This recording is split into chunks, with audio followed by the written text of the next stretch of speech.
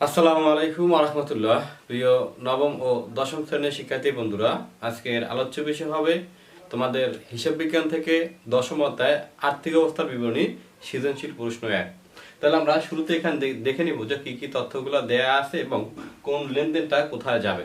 তাহলে দেখো, শুরুতেই আছে যে চট্টগ্রামের বিশ্বাস অডিট ফার্মের রেওয়া মিলে অন্যান্য প্রয়োজনীয় সমন্বয় অবলম্বনে 2025 সালের 30 জুন সমাপ্ত বছরের বিশদ আয় বিবরণী, মালিকানা সত্ত্ব পরিবর্তন বিবরণী এবং উক্ত তারিখের আর্থিক অবস্থার বিবরণী প্রস্তুত করো। তার মানে আমাদের এইখান থেকে বিশদ আয় বিবরণী, মালিকানা সত্ত্ব পরিবর্তন বিবরণী এবং আর্থিক অবস্থার বিবরণী তিনটা করা লাগবে। কিন্তু সেম এইরকমের অঙ্ক একটা আসবে, অর্থাৎ একটা অঙ্কের মধ্যেই তোমাদের সব করতে হবে।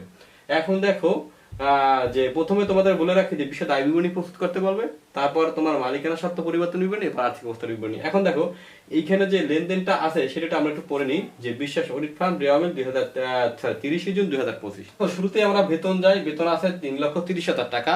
এই বেতনটা কিন্তু একটা মনোপ্রদাতীয় ব্যয়, অর্থাৎ পরিচালন ব্যয়ের ভিতরে যাবে। এবার আছে যে উপযোগ বিল। উপযোগ বিল আছে 72,000 টাকা। এই উপযোগ বিলও কিন্তু একটা মনোপ্রদাতীয় ব্যয়। এবার আছে যাতায়াত খরচ 21,000 টাকা। এই যাতায়াত খরচটা কিন্তু একটা মনোপ্রদাতীয় ব্যয়। এবার আছে উত্তোলন ও মূলধন। দেখো, উত্তোলন আছে ডেবিট পাশে 1,80,000 টাকা। এটা মালিকানা সত্ত্ব নির্ণয়ের সময় মূলধন থেকে বিয়োগ দিতে হয়। এবার আছে মূলধন। তাহলে মূলধন হচ্ছে মালিকানা সত্ত্ব নির্ণয়ের জন্য আমাদের প্রথমে নিতে হবে। এরপর দেখো অফিস ভাড়া 3,60,000 টাকা আছে। যেহেতু ডেবিট পাশে আছে, অফিস ভাড়া একটা কিন্তু মুনাফাজাতীয় ব্যয়, অর্থাৎ পরিচালন ব্যয়ের ভিতরে এগুলো যায়। এবার আছে দেখো অফিস সরঞ্জাম ও আসবাবপত্র 2,40,000 টাকা। অফিস সরঞ্জাম ও আসবাবপত্র এটা কিন্তু একটা স্থায়ী সম্পদ, তাহলে এটা আমাদের আর্থিক অবস্থার বিবরণীর মধ্যে যাবে। এবার আছে দেখো নিরীক্ষা সেবা আয় দেওয়া আছে 8,50,000 টাকা। এই নিরীক্ষা সেবা আয়টা যেহেতু এখানে আছে, সেহেতু এই আয়টা কিন্তু একটা অর্থাৎ মোট আয় বলতে পারবা তোমরা, যে মোট আয়, অর্থাৎ আয় বিবরণীর সময় আমাদের এটা নিতে হবে। পেশাগত বই নিরীক্ষা, পেশাগত বই যেহেতু আছে, এই পেশাগত বই কিন্তু একটা স্থায়ী সম্পদ এবং টাকা আছে 2,20,000 টাকা।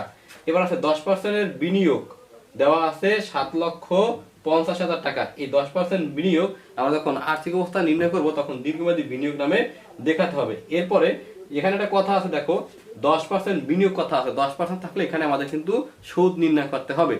এক্ষেত্রে আমরা দেখবো যে রেওয়া মিলে কোনো কথা উল্লেখ আছে কিনা। রেওয়া মিলে থাক বা না থাক, আমাদের কিন্তু এই 10% সুদ নির্ণয় করতেই হবে।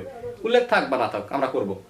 দেখো তাহলে এখানে দেওয়া আছে, আবার তারিখ দেওয়া আছে 1/7/2024। আমরা করতেছি 25 সালের অঙ্ক, আসা কথা 24 সাল। তার মানে আমাদের গত বছর হিসাব তো আমরা নেব না, তো এখানে হিসাব কোনো করার প্রয়োজন নাই। তাহলে দেখো এখানে টাকা আছে 7,50,000, ওর উপরে 10% দিলে যেই টাকা হয় এইটা একবার যাবে তোমার আয়ের ভিতরে, মুনাফাজাতীয় আয়ের ভিতরে বা তোমার অন্যান্য আয়ের ভিতরে যাবে। আর একবার কিন্তু যাবে তোমার বকেয়া বিনিয়োগের সুদ নামে বা অনাদায়ী বিনিয়োগের সুদ নামে চলতি সম্পদে, তোমাদের চলতি সম্পদে দেখাতে হবে। এবার আছে যে অনুপর্জিত সেবায় দেওয়া আছে 48,000 টাকা। অনুপর্জিত সেবা আয়, এই অনুপর্জিত সেবা আয়টা কিন্তু একটা চলতি দায় হবে। এবার দেখো এই অনুপর্জিত সেবায় বলতে পারো যে অগ্রিম টাকা পাইছে কিন্তু এখন পর্যন্ত তাকে সেবা দেওয়া হয় না, এই জন্য এটা মূলত কি হবে, চলতি দায় হবে।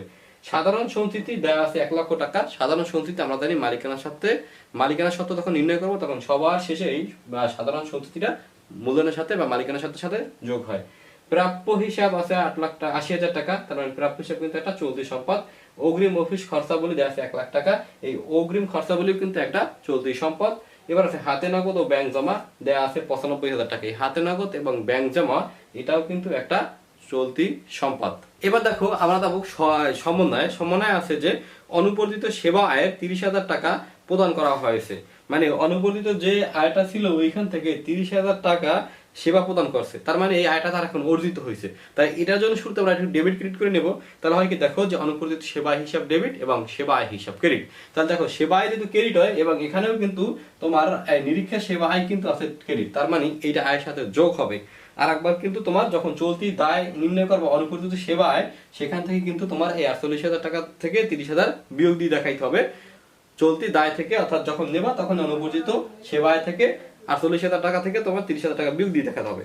এবার আছে দেখো 9 মাসের অফিস ভাড়া পরিশোধ। 9 মাসের অফিস ভাড়া যদি পরিশোধ থাকে তাহলে আমরা অঙ্ক করতেছি 1 বছরের। তাহলে এখন দেখো কত মাসের বাকি আছে, এখনো 3 মাসের বাকি আছে। তার মানে এখানে অফিস ভাড়া দেওয়া আছে 3,60,000, এখানে 9 মাসের ভাড়া দেওয়া আছে। এই জন্য এই 3,60,000 আমরা 9 দ্বারা ভাগ করব, 3 দ্বারা গুণ করব। তাহলে এটা আছে বকেয়া। বকেয়াটা প্রথমে ভাড়ার সাথে যোগ হবে, আর একবার কিন্তু চলতি দায় হিসেবে দেখাতে হবে আর্থিক অবস্থা বিবরণীতে। এবার আছে দেখো যে নিরীক্ষা কাজ সম্পন্ন করা হয়েছে কিন্তু বিল পাওয়া যায়নি, মানে নিরীক্ষা সেবা দিয়েছে কিন্তু এখন পর্যন্ত তার কোনো বিল পায় নাই। তার মানে এখন দেখো এখানে আমরা বলতে পারি প্রাপ্য হিসাব ডেবিট এবং তোমার প্রাপ্য আয় হিসাব ক্রেডিট। এখন দেখো প্রাপ্য হিসাব, এই যে প্রাপ্য হিসাব আছে, এই প্রাপ্য হিসাবের সাথে চলতি সম্পদ যখন নির্ণয় করবে তখন যোগ হবে। আরেকবার প্রাপ্য আয় তোমার যেহেতু এখানে আছে কি নিরীক্ষা সেবা, এই নিরীক্ষা সেবা আয়ের সাথে কিন্তু এই তোমার কত আছে 50,000 টাকা যোগ হবে। এবার আছে দেখো যে ফার্মের মালিক ব্যবসায় প্রয়োজনে, ফার্মের মালিক ব্যবসায়ের প্রয়োজনে 1 লক্ষ টাকা অতিরিক্ত মূলধন আনয়ন করেন। এখন দেখো অতিরিক্ত মূলধন যদি আনয়ন করে তাহলে আমরা সেটাকে কি জাবেদা দিই বা কি ডেবিট ক্রেডিট করি, তাহলে আমরা বুঝতে পারবো যে কার সাথে যোগ হবে এবং কার সাথে বিয়োগ হবে। তাহলে দেখো মালিক যেহেতু সে ফার্মের প্রয়োজনে ব্যবসায় প্রয়োজন 1 লক্ষ টাকা অতিরিক্ত মূলধন আনছেন, তাহলে প্রথমে নগদান হিসাব ডেবিট। তার মানে যদি এখানে হাতে নগদ ব্যাংক জমা আছে, চলতি সম্পদ আমরা যখন নির্ণয় করব তখন কিন্তু এর সাথে যোগ হবে। আরেকবার মূলধন যেহেতু ক্রেডিট হয় তখন কিন্তু অতিরিক্ত মূলধন নামে কিন্তু আমাদের কিন্তু এই যে মূলধন আছে মূলধনের সাথে মালিকানার সাথে যোগ করতে হবে। তাহলে শুরুতেই আমরা কাজ করব যে যেহেতু এখানে বলছে ক নম্বরে যে বিশদ আয় বিবরণী প্রস্তুত করো, তাহলে সেইটা যাব বিশ্বাস অডিট ফার্ম বিশদ আয় বিবরণী 30/6/2025। এরপরে জাস্ট বিবরণ টাকা টাকা টাকা 3টে কলাম এঁকে নেব। এখন শুরুতেই আমরা দেখব এখানে আরেকটা কথা বলে রাখি, সেটা হচ্ছে এই প্রতিষ্ঠানটা একটা সেবামূলক প্রতিষ্ঠান। এখানে কিন্তু কোনো পণ্য ক্রয় বিক্রয়ের কথা উল্লেখ নাই। যেহেতু কোনো পণ্য ক্রয় বিক্রয়ের কথা উল্লেখ নাই, আমরা আয় সমূহ বাদ দিব, ব্যয় সমূহ দিলে তাহলে কিন্তু আমরা নিট লাভ বা নিট মুনাফা পেয়ে যাব। আবারও বলছি কিন্তু এটা কিন্তু একটা কি যে সেবামূলক প্রতিষ্ঠান, এখানে কিন্তু কোনো পণ্য ক্রয় বিক্রয় নাই। এরকম কোনো প্রশ্ন কিন্তু তোমাদের আসার সম্ভাবনাই আছে বেশি।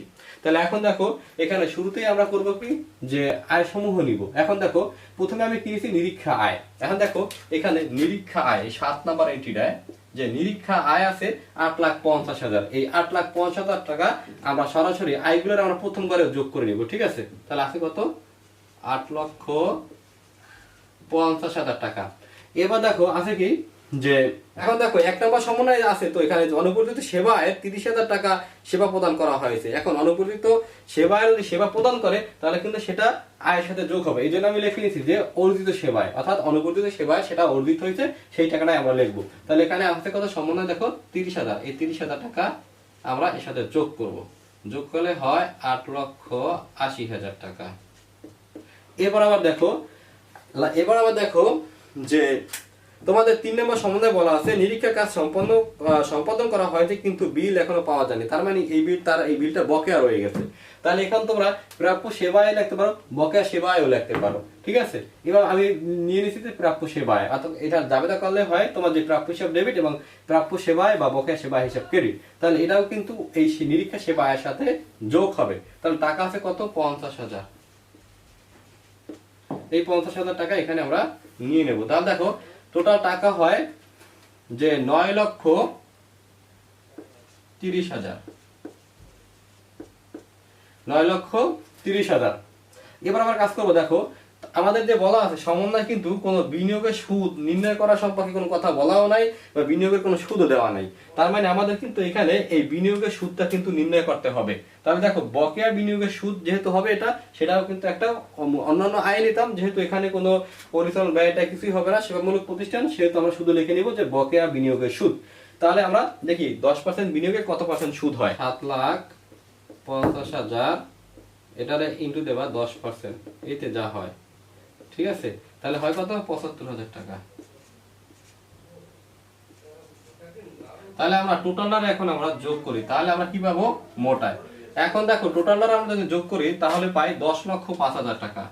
10,05,000 টাকা এই পেলাম আমরা মোটায়। এই জন্য কথা লিখে নিচ্ছি যে মোটায় এত টাকা। এবার দেখো বাদ ব্যয় সমূহ। এখন ব্যয় সমূহতে শুরুতেই আছে আমাদের বেতন।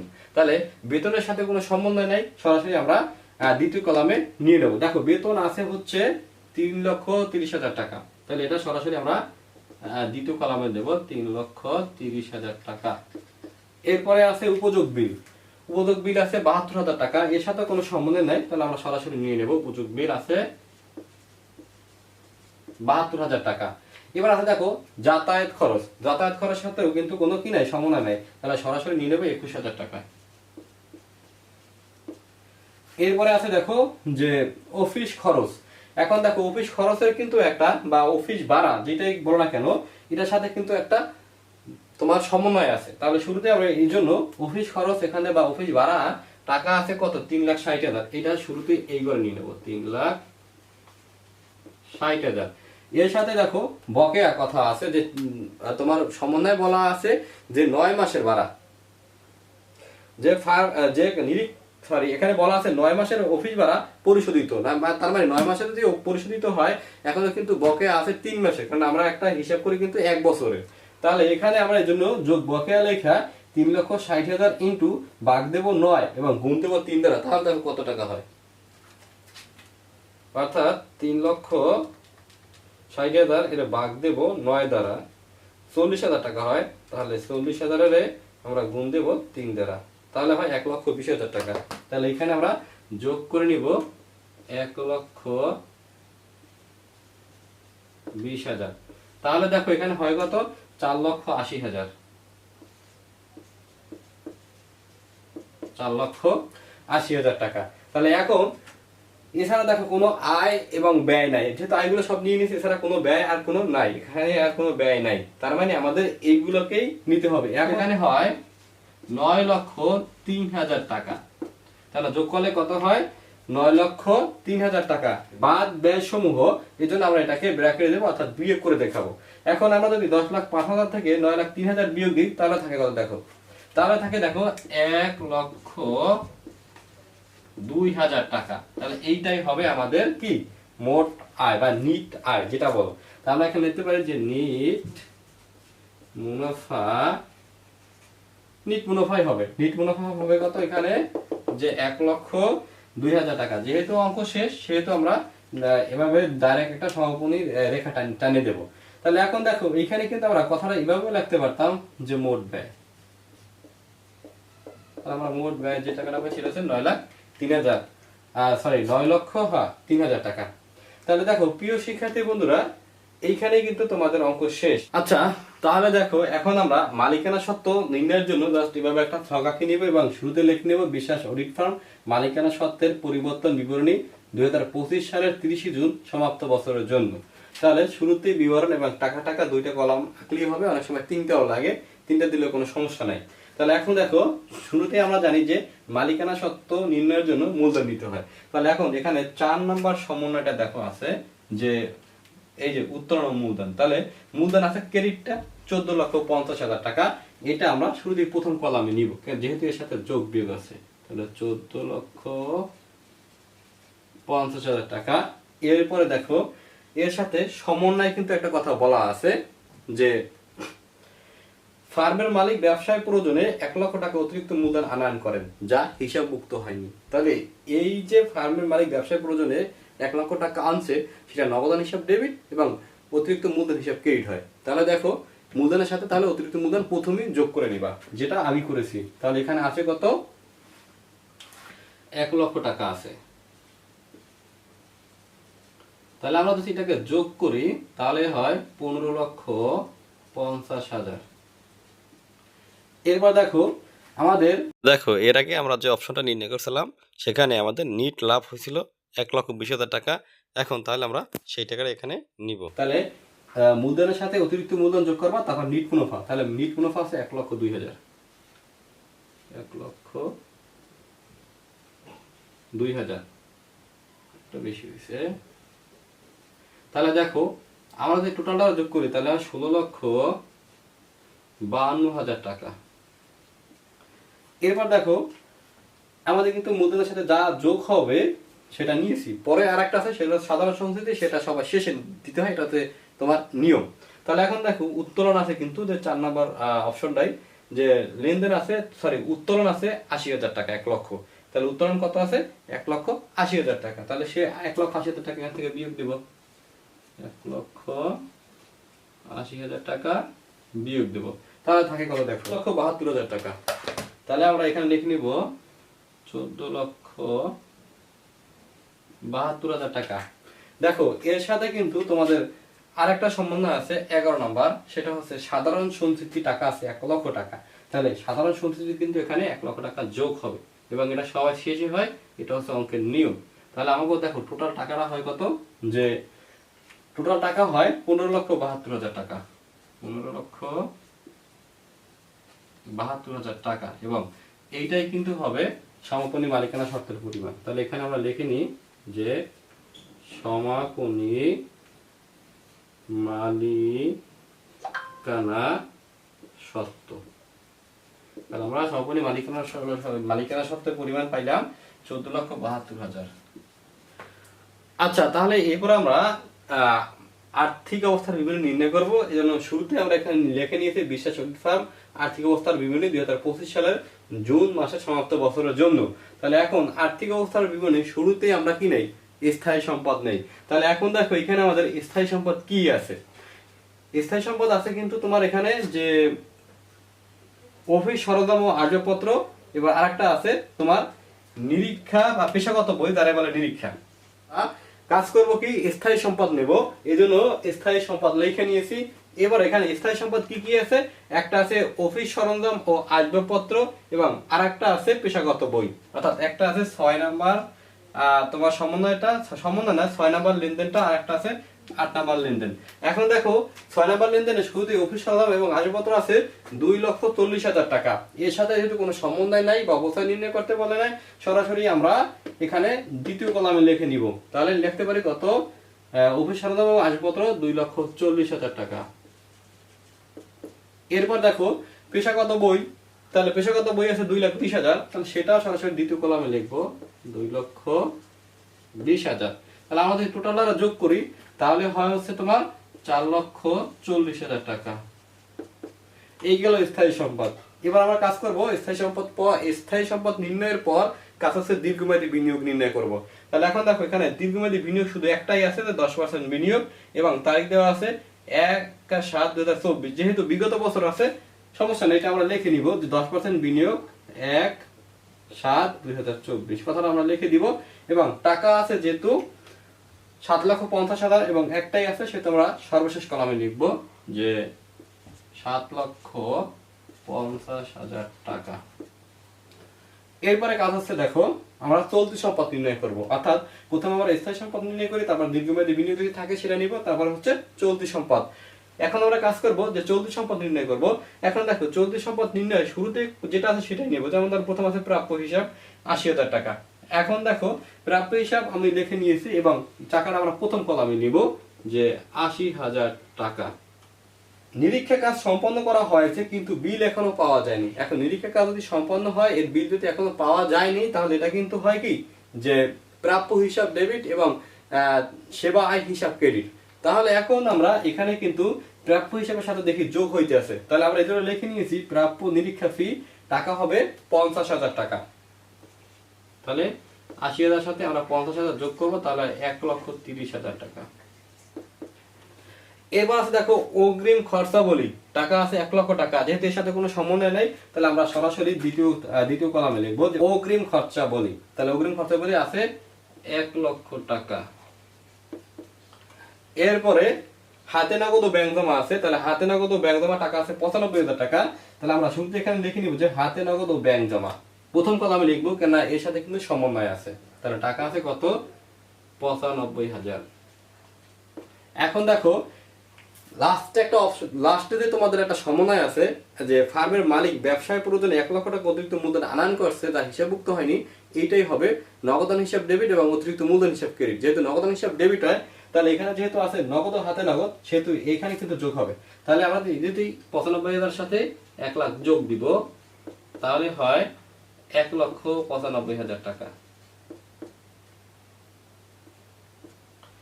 এবার একটা কাজ আছে দেখো, এখানে 10% বিনিয়োগ 1/7/2024। যেহেতু এখানে আমরা অঙ্ক করতে আছি 2025 সালে, যেহেতু বিগত বছর আছে, সেহেতু এখানে কিন্তু এটার জন্য আমাদের গুণ বা কোনো কিছু করতে হবে না, সরাসরি 7,50,000 টাকার উপরে 10% ধরে নিব।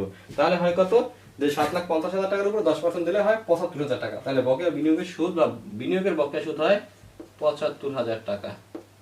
এখন আমার কাজ হচ্ছে যে এখন টোটালটা আমরা যোগ করব চলতি সম্পদের সাইডটা। টোটাল হচ্ছে আমরা যোগ করি চলতি সম্পদের সাইডটা তাহলে হয়েছে 5 লাখ টাকা।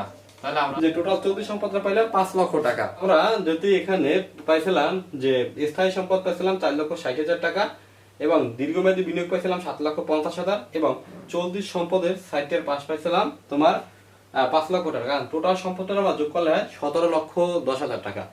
এখন আমরা সম্পদের সাইডে নির্ণয় করলাম, এখন আমাদের দায় ও মালিকানা সত্ত্ব ও দায়ের সাইড কিন্তু নির্ণয় করা লাগবে। শুরুতেই আমরা যে মালিকানা সত্ত্ব ও দায় লিখে নিয়েছি এবং যেহেতু আমরা মালিকানা সত্ত্ব কিন্তু আমাদের দ্বিতীয় স্টেপে নির্ণয় করছি, সেখানে মালিকানা সত্ত্ব সমাপনী মালিকানা সত্ত্বের পরিমাণ হয়েছিল তোমার যে 15,72,000 টাকা। তাহলে এই জন্য আমরা সমাপনী মালিকানা সত্ত্ব লেখা শেষের করে লিখতে পারি যে 15,72,000 টাকা। এখানে কোনো আমরা দীর্ঘমেয়াদী দায় পাই না, সেহেতু আমরা কাজ করব এখানে লিখে নিব যে চলতি দায়।